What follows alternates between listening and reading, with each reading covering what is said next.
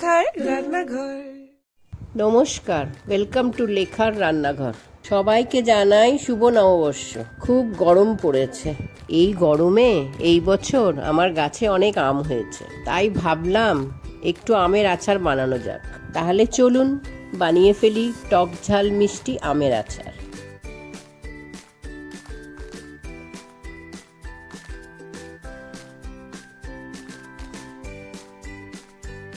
প্রথমে আমগুলোকে মুছে আমের খোসাগুলো ছাড়িয়ে রাখবো।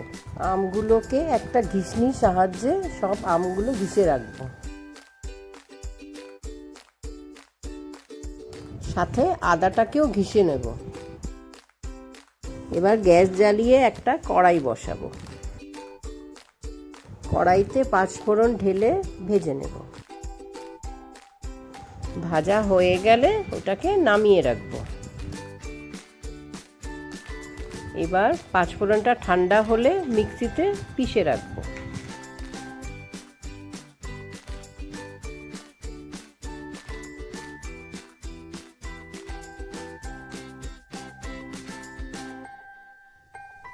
চলুন আবার গ্যাসে কড়াই বসানো যাক।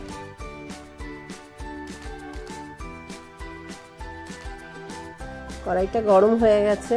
এবার আদা ঘিসে রেখেছিলাম ওইটা দিলাম।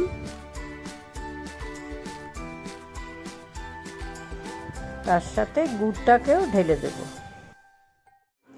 এর মধ্যে আন্দাজ মতো নুন দেব, আর 1 চামচ শুকনো লঙ্কার গুঁড়ো দেব, আর একটু হলুদ দেব। এবার এটাকে ভালো করে নাড়াবেন কড়াইতে। কড়াইতে ভালো করে নাড়াবেন, তাহলেই দেখবেন গুড়ের জলটা ছেড়ে দেবে।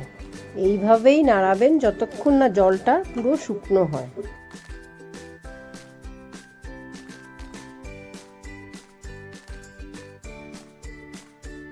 দেখুন এবার জলটা পুরো শুকিয়ে গেছে।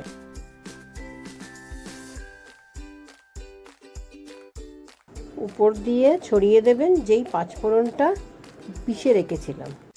এবার সব ভালো করে মিশিয়ে নেবেন। এই আমের আচারটা রুটি কিংবা ভাতের সাথে দারুণ জমবে। আরে দাঁড়িয়ে যান, এখনই চলে যাবেন না।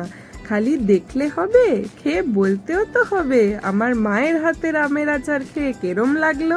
তাহলে ঝটপট লাইক, শেয়ার আর সাবস্ক্রাইবটাও করে ফেলুন তো, যদি আপনি চ্যানেলে নতুন হয়ে থাকেন।